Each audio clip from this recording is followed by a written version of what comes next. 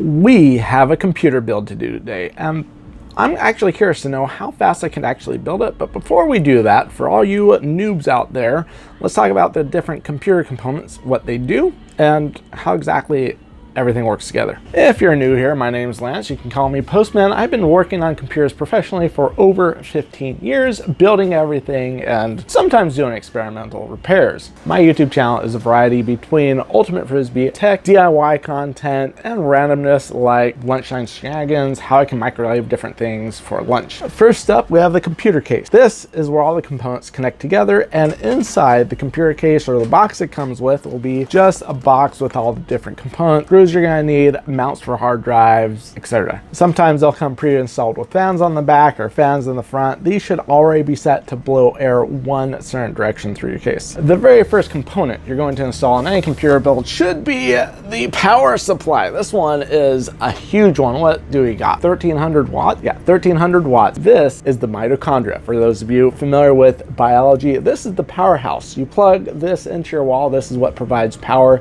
to your motherboard and all the different components and allows your computer to live. Obviously, without it, your computer's not powering on. And you want to install the power supply first because it helps prevent shocks and shorting out components as you're installing a computer. It grounds everything together. Next item is up is the motherboard. This is what everything connects to, and this is what helps your computer think. You got your processor in there, you have your RAM, and you got your SSDs or your NVMe's get connected directly to it, or all your other components go on it. PCI extension cards and everything else. First component you generally install on your motherboard is your processor. This is the brains of your computer. Without this, your computer doesn't turn on at all, even if it has the power supply. Now, if you do have this installed and this isn't working properly, your computer will either not power on or it'll power on but have a whole lot of issues. Now, out of all the components on your computer, the processor is one of the ones that is least likely to fail. However, if you do decide to overclock it, which I do not recommend, there is a high risk that it will cause the processor to fail, to overheat, and break your system. So I don't recommend overclocking, and all the processors and everything today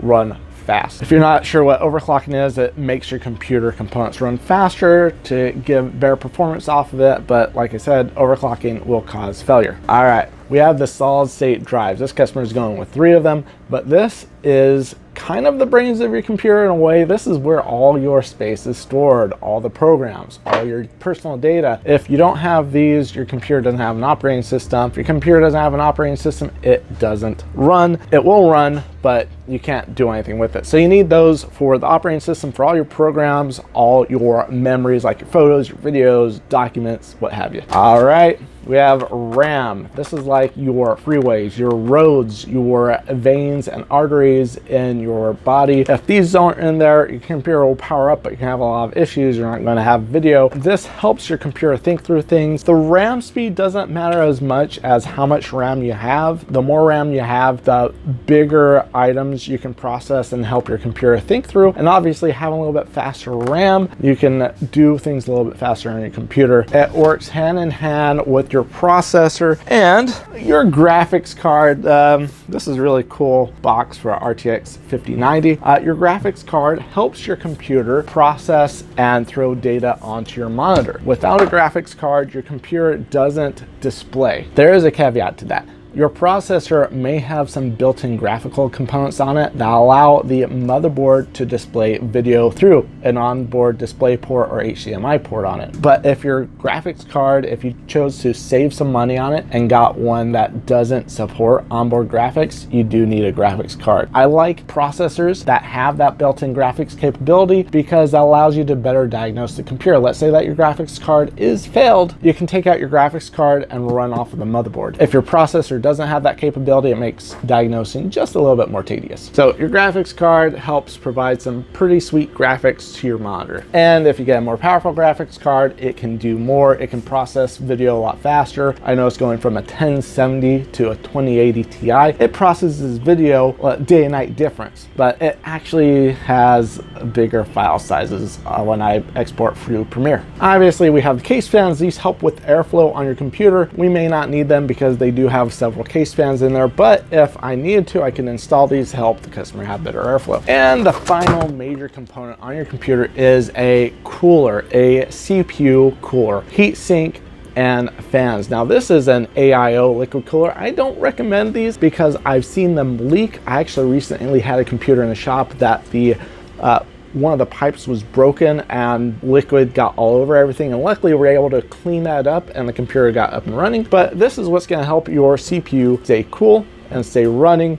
And if your CPU overheats, your computer will die. It may boot up, it may not boot up, but you want to keep your CPU rolling cool. So this customer decided to go with an AIO liquid cooler, but you can go with a conventional air cooler, and I actually recommend these because there's less maintenance on them, less parts can break. You don't have a pump that can go bad, you don't have liquid that can go bad, you don't have a line that might break open or loose sealant on the bottom. Anyways, those are the main components of a computer. I'm really curious to know how fast I can put this thing together. Now, when all is said and done, I'm only doing the build. I'll boot up to a Windows installer to make sure it's functioning and it's running all the SSDs properly in the Windows installer, but the customer is going to do the Windows installation himself. I'm going to get started here in just a moment, and I'll be using my Note 20 Ultra as my timer. I haven't used this phone lately. It has networking issues with both the SIM tray and with Wi-Fi. I have this for random stuffs here and there. So this will be my official timer, and I'm gonna get started here in just one moment. I'm gonna unplug my mic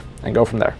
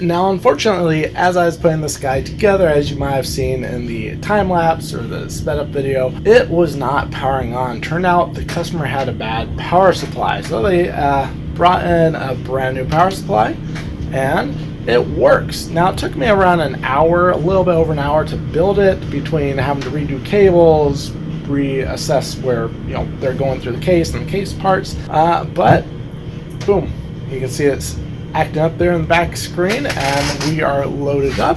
Take a look at this beauty.